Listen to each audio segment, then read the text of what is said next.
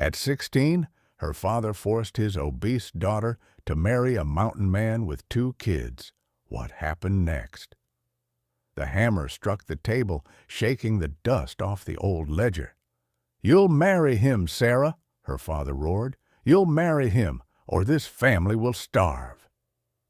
It was the summer of 1882 in Clearwater, Wyoming, and 16-year-old Sarah Miller stood trembling in front of her father, a man hollowed out by liquor and debt. Her round face was streaked with tears, her hands clutching her mother's old shawl.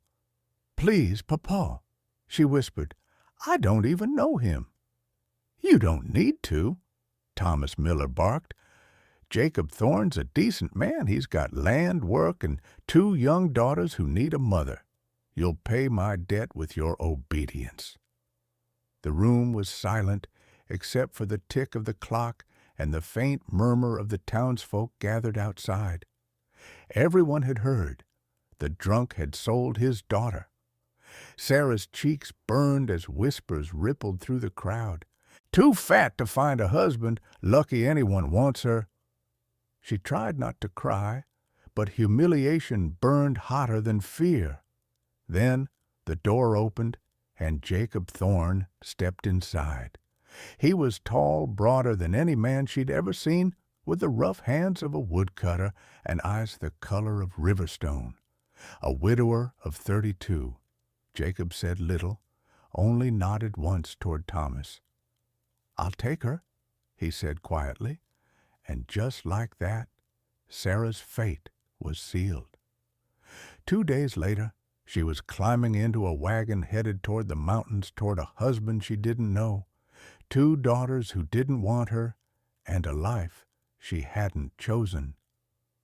"Goodbye, Papa," she whispered. He didn't look back. The road stretched ahead, endless and cold. But what Sarah didn't yet know was that this journey born of betrayal would become the beginning of everything she had ever dreamed of. The wagon creaked up the narrow trail, each turn taking Sarah Miller farther from the only world she had ever known. The mountains loomed above her, jagged and cold, a wall of stone and silence. When they reached the ridge, Jacob Thorne finally spoke. "That's home," he said simply. Below them sat a small cabin pressed against the slope, smoke curling from its chimney, surrounded by pines so tall they swallowed the sky. To Sarah, it looked less like a home and more like the edge of the world. Jacob helped her down, his hands rough but careful. "My girls are inside," he said, his voice low, almost hesitant. "They've had a hard year." Sarah nodded, clutching her small bag. Her heart pounded. Inside the cabin the air smelled of pine sap, wood smoke, and something faintly sweet, maybe apples. 2 girls sat by the hearth. The older one, Emma, about 7, looked up with wary eyes that reminded Sarah of a deer ready to bolt. The younger, Lucy, only 4, hid behind her sister's skirt, clutching a tattered doll missing an arm. "Girls," Jacob said quietly, "this is Miss Sarah. She'll be living with us now." Emma frowned. "Is she going to be our new mama?" Sarah's throat tightened. "Only if you want me to be," she whispered. The room went still. Lucy's lip trembled. "We don't want a new mama. We want our old one." Jacob's face darkened with pain. "That's enough, Lucy." But Sarah shook her head gently. "It's all right," she said softly. "I understand." That night, the cabin was silent, except for the wind scraping against the shutters. Sarah sat alone by the fire, listening to the crackle of wood and the distant cry of wolves. She could hear the girls whispering in the loft above the older one, crying quietly, the younger one asking, "Is she going to take Mama's place?" And Sarah's heart broke a little more. In the corner, Jacob sat carving a piece of wood, his expression unreadable. "I'm sorry they're like this," he said at last. "They don't mean to be cruel." "They're just children," Sarah murmured. "They lost their mother. I can't blame them for not wanting me." He nodded slowly. "Anna's been gone a year. Emma remembers everything. Lucy barely does. They'll come around." Sarah managed a weak smile. "If I can give them even half of what she gave them, that'll be enough." Jacob looked at her, then really looked as if surprised by the strength in her voice. "You're young," he said quietly. "You shouldn't have had to take this burden." "I didn't have a choice," she answered, "but I'll make something good out of it, even if it kills me." For a long time, he said nothing. Then, in a low voice, he said, "That kind of heart, that's rare." The next morning, Sarah rose before dawn to make breakfast. Her hand shook as she kneaded the dough, afraid of doing something wrong. When the girls came down, Emma sat stiffly, refusing to eat. But Lucy, curious, reached for a biscuit. Sarah smiled and passed her a second. "That one's for your doll," she said. For the first time, Lucy giggled. It wasn't much, but in that small sound, Sarah heard a beginning. That night, as snow began to fall again outside, Sarah wrote in a tiny notebook she'd brought from home, "They don't love me. Maybe they never will. But if I can make them smile, that's a start." And somewhere deep inside the mountain man's chest, a flicker of warmth stirred again, though he didn't yet understand what it meant. Winter came down hard on Pine Hollow, burying the little cabin under feet of snow. The world grew quiet, muffled by ice and wind, and inside, the strange new family learned to live within each other's silence. The first weeks were difficult. Emma avoided Sarah whenever she could, answering in short, cold sentences. Lucy, though kinder, clung to her sister's side like a shadow. Even Jacob kept his distance, spending long hours outside cutting wood or checking the traps. Sarah spent most days in the kitchen, her heavy hands chapped and red from the cold, determined to prove she could belong here even if no one believed it yet. She swept, cooked, mended, and sang softly under her breath as she worked. The house began to smell like bread again, like warmth. But it wasn't until one quiet afternoon that something truly changed. It happened with the doll. Lucy's old rag doll, the one she carried everywhere, tore down the seam when Emma tried to wash it. Lucy burst into tears, clutching the broken toy. Sarah knelt beside her, gentle but calm. "It's all right, sweetheart," she said. "I can fix her." "You can't," Lucy sobbed. "Mama sewed her. Nobody can fix her but Mama." Sarah hesitated. Then she smiled softly. "Maybe your mama would want me to try." Lucy sniffled, unsure, but finally handed the doll over. Sarah sat by the firelight for hours, needle trembling in her thick fingers, patching the old fabric with care.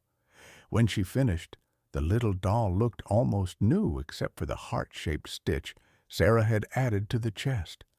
"There," she said quietly. "Now she has two hearts, one from your mama, one from me." Lucy threw her arms around Sarah's neck. "Thank you," she whispered. From the loft, Emma watched everything. She didn't say a word. But that night, she didn't glare at Sarah when they crossed paths. It was the first crack in her wall. The next day, while cleaning, Sarah found an old recipe book tucked behind a stack of firewood. The name Anna Thorne was written on the inside cover in neat cursive. She opened it carefully, the pages brittle and yellowed. Inside were notes, measurements, tiny doodles in the margins, a glimpse into the woman whose place she'd taken. For a moment, Sarah froze. Should she read it? Was it too personal? Then she smiled sadly. Maybe if I can learn what she loved, I can understand this family better. That evening, she cooked one of Anna's stews, venison, potatoes, and wild herbs. The scent filled the cabin, rich and familiar. When Emma sat down, she hesitated, frowning. "This smells like Mama's stew," she said quietly. "It's her recipe," Sarah admitted. "I found her book. I hope that's all right." For the first time, Emma didn't look angry. She just nodded, eyes down. "It smells right." By the end of supper, both girls had eaten every bite. When Emma began to help wash dishes without being asked, Jacob noticed and said nothing. But his glance toward Sarah lingered a little longer than usual. Later that week, as the snow thickened outside, the family gathered by the fire. Jacob whittled quietly. The girls played on the floor, and Sarah mended mittens at the table. It was the first night no one seemed to be avoiding anyone. After the girls had gone to bed, Jacob stayed behind. He handed her a small wooden carving of bear, smooth and polished. "Made it for you," he said simply. "The girls like to say a bear keeps the bad dreams away." Sarah turned the carving in her hands, touched by the rough tenderness of it. "It's beautiful," she whispered. "Thank you."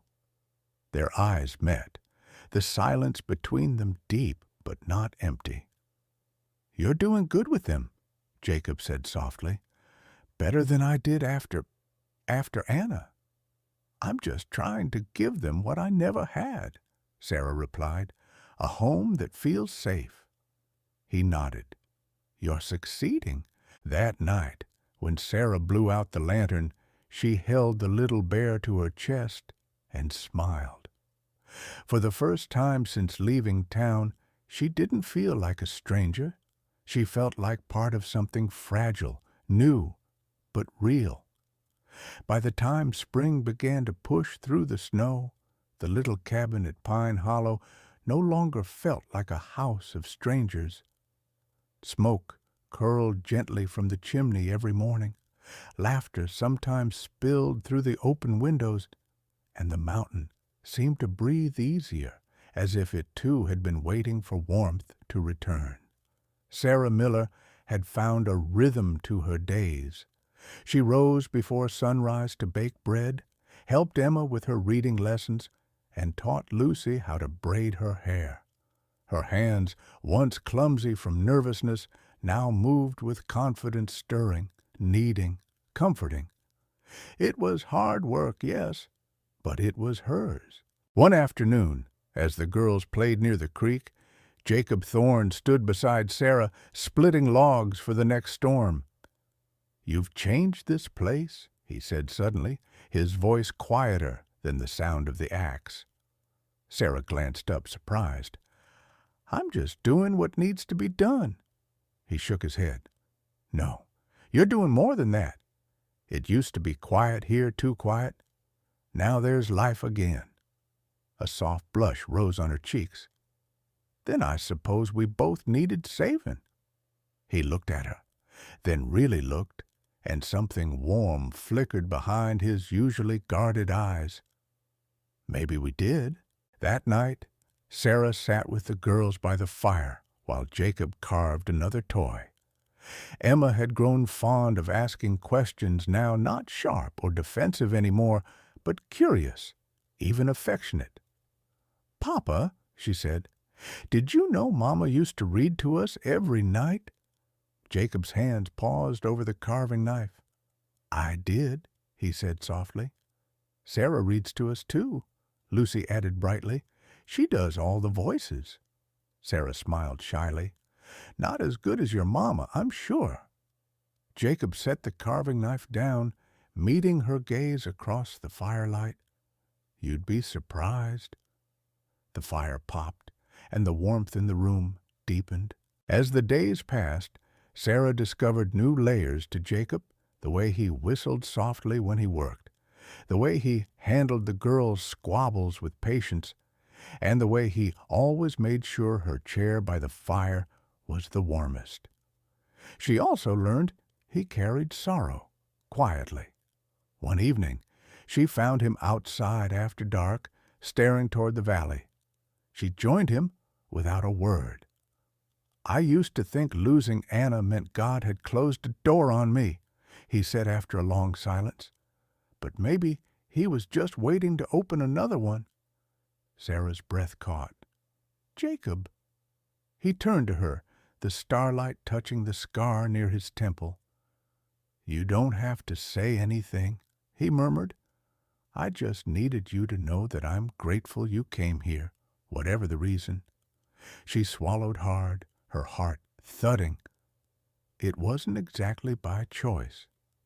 "Maybe not at first," he said, "but maybe it is now."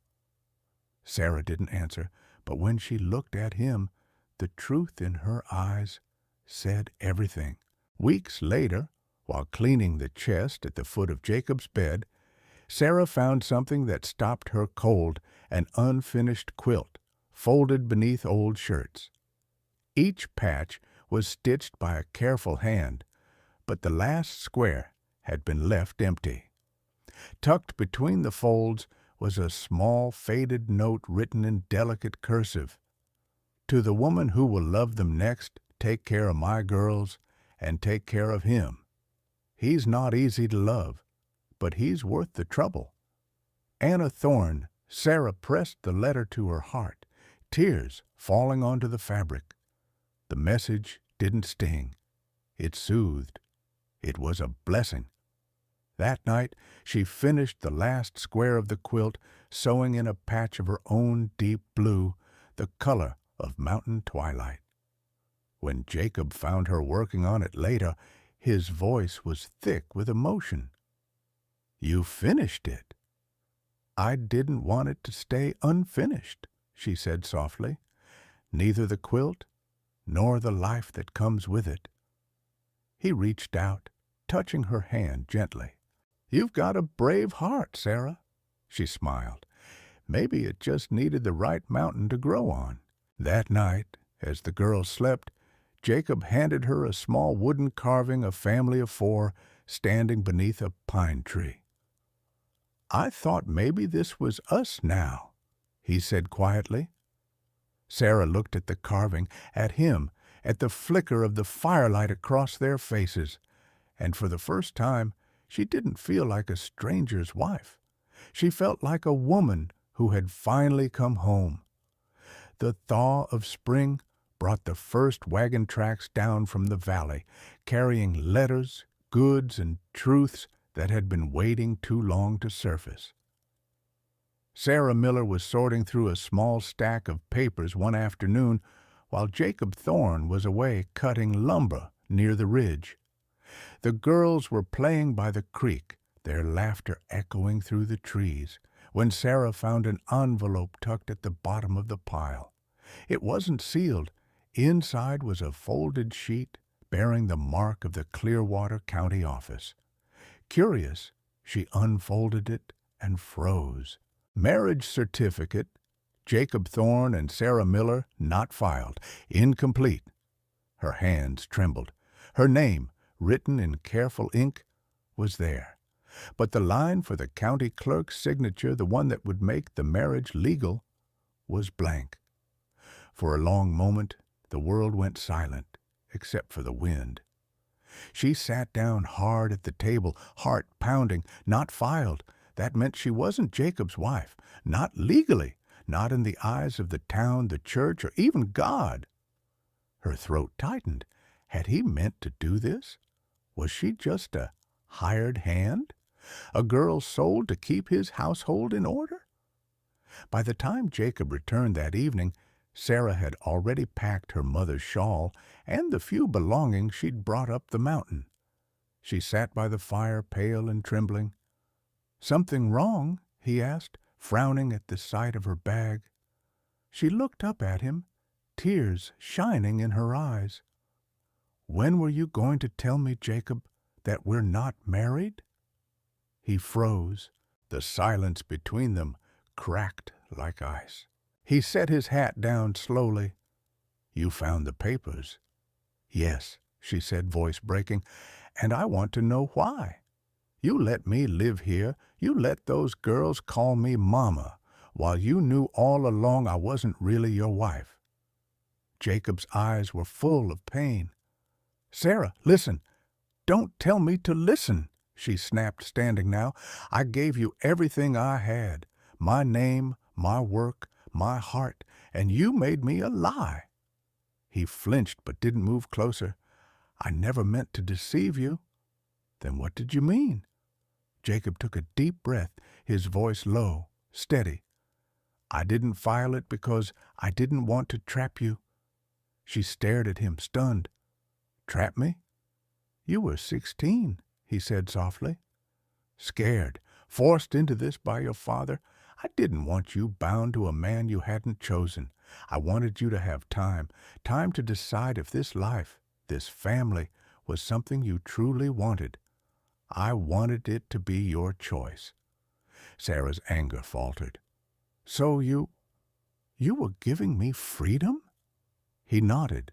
"I was trying to, but I see now I might have just made you feel disposable instead." Her breath caught. "You could have told me." "I was afraid," he admitted, "afraid that if I said it you'd run, and I didn't want to give you another reason to leave."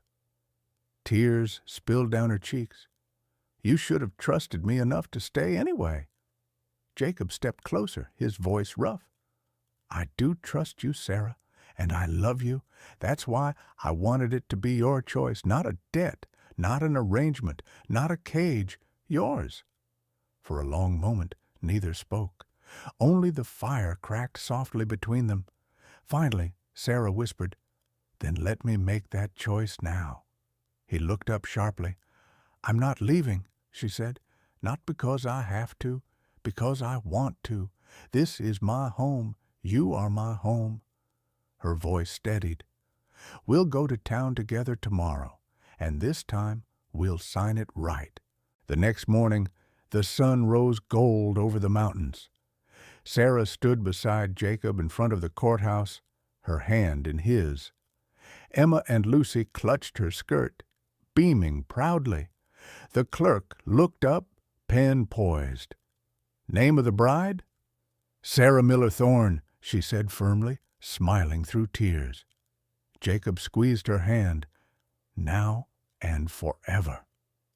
The clerk signed, the ink drying dark and final.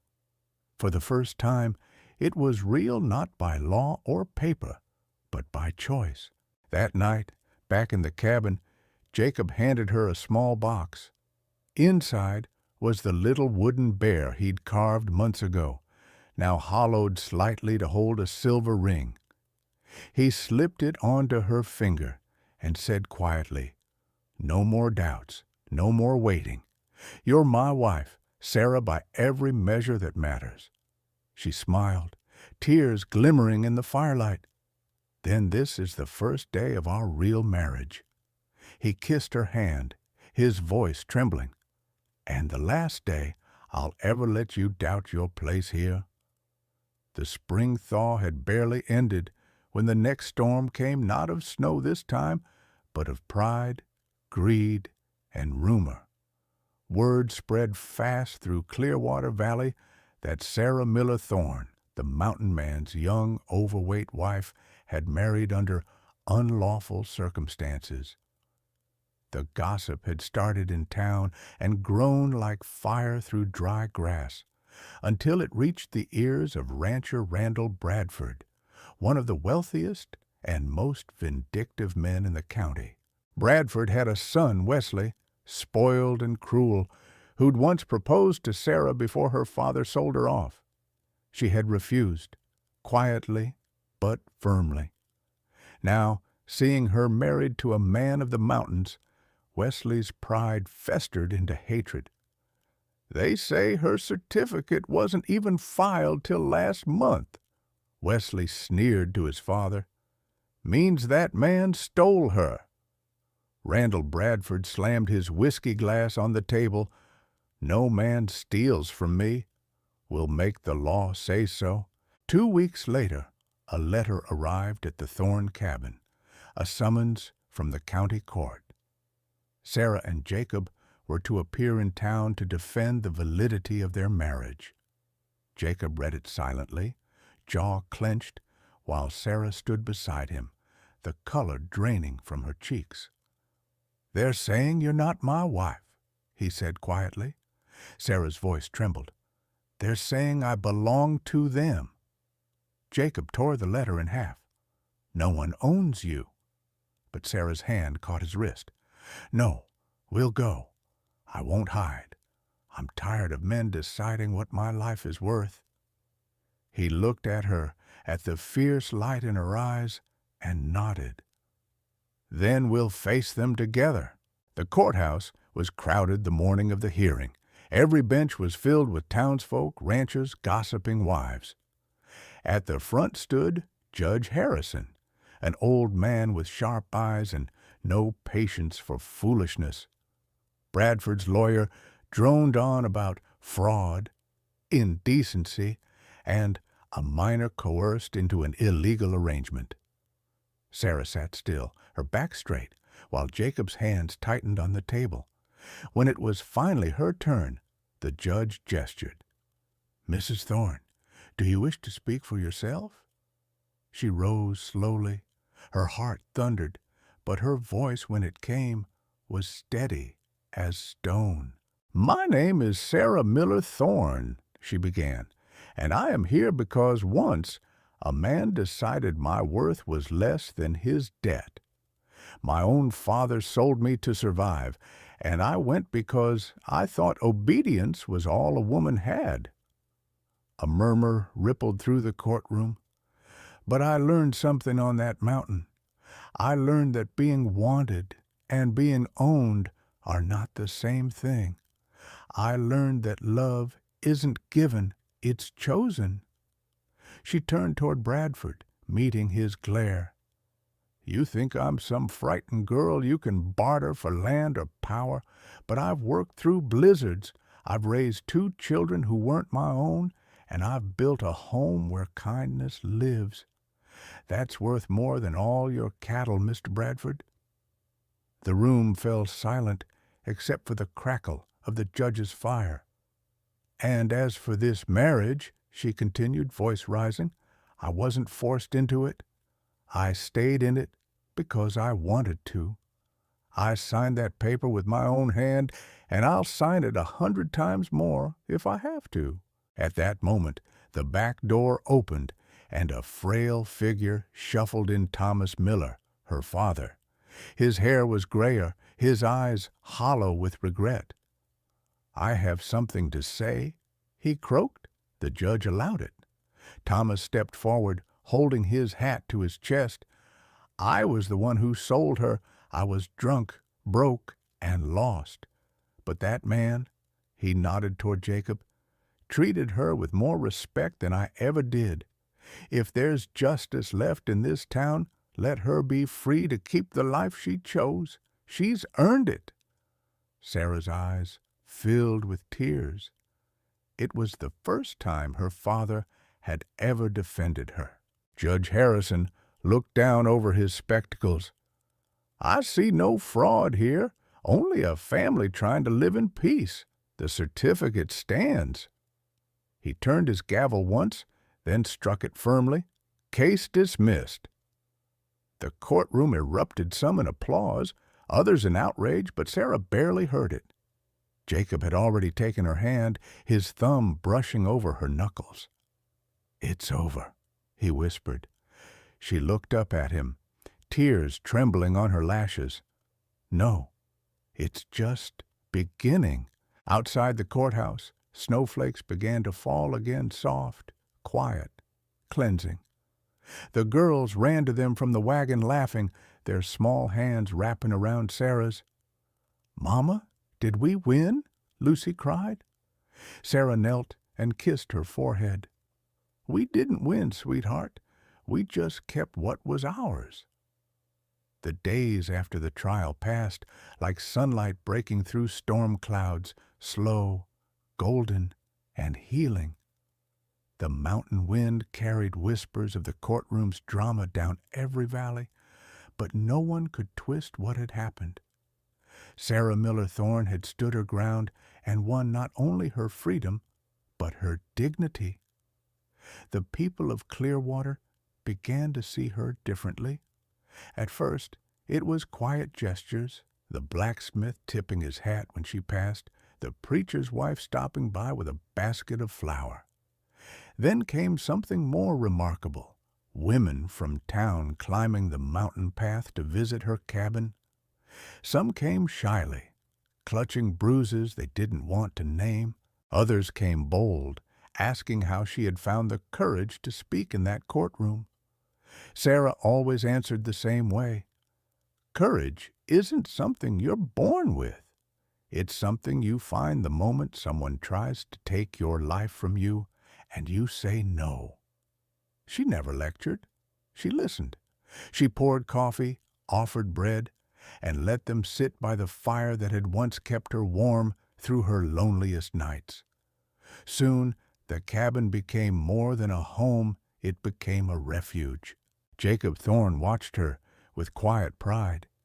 He had always known she was strong, but now he saw it in full. Not just strength of body or will, but of spirit. She had turned her pain into shelter, not just for herself, but for others. "Every time someone knocks on our door," he said one evening, "I realize just how much this mountain needed you." Sarah smiled, stirring the stew.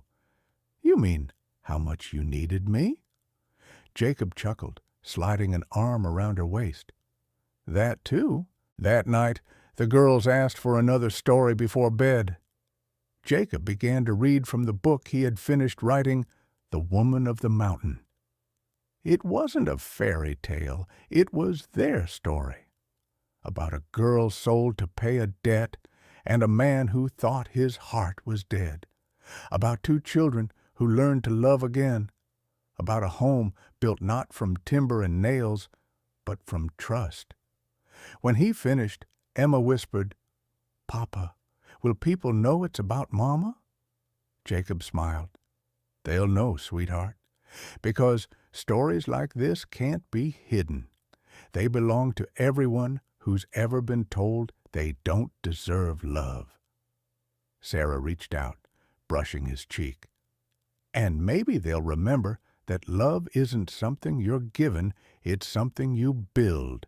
Weeks turned to months. The snow melted, and wildflowers returned to the slopes.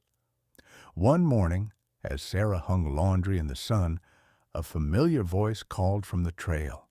It was Margaret Bradford, the rancher's daughter.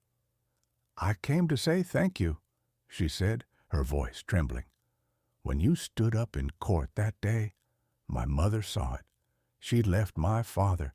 We're starting over in Cheyenne." Sarah smiled, tears bright in her eyes.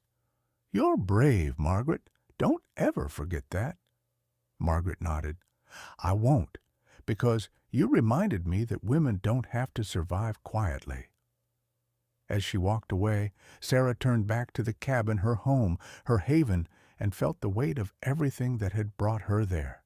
Pain, loss, fear, but also grace. That evening, she and Jacob stood on the porch, watching Emma and Lucy chase fireflies.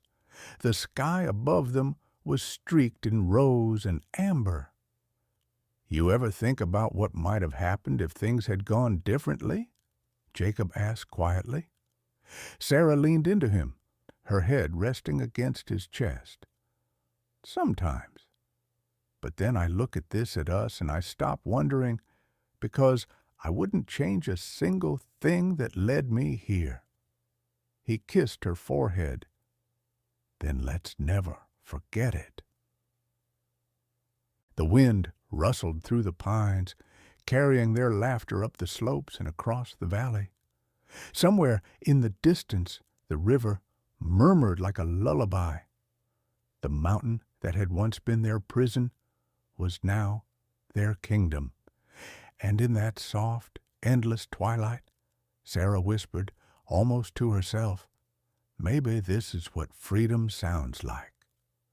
When I think of Sarah Miller Thorne, I don't see a frightened girl sold to settle a debt.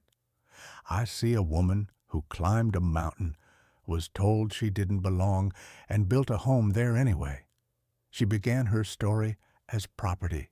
She ended it as a pillar. Sarah didn't fight with fists or fury. She fought with gentleness, with the courage to stay, to speak, to love, even when love had been used against her. She turned a transaction into a marriage, a cabin into a sanctuary, and her pain into a promise, one she kept not just for herself, but for every woman who would come after. Jacob didn't rescue her from her chains. He simply handed her the key and waited while she learned to use it. And when she did, she didn't just free herself, she freed him too. That's what real love does.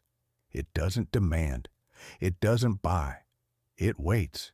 It believes. It builds. So if you're listening somewhere tonight, maybe from a busy city apartment, maybe from a quiet farmhouse, maybe from a place you're still trying to call home, remember this: you are not what was done to you. You are what you choose to build from it. And if you've ever been told you're too much, too loud, too heavy, too broken, remember Sarah. Remember the girl who was sold for silence and learned to speak like thunder. Because the world may try to put a price on you, but love, the real kind, the kind that stays, will always see you as priceless. Now tell me, where in the world are you listening from tonight? Because every time one of you writes in from Vietnam, from Germany, from Argentina, from small towns and big cities, I'm reminded of what stories like this are truly for. They don't just live in words, they live in us. In the way we keep believing even after heartbreak. In the way we still choose kindness when the world tells us not to. In the way we keep the fire alive, the one that says, you matter, you are enough, and you are loved. If you still believe in that kind of love, stay a little longer, because the next story might just be the one that finds you.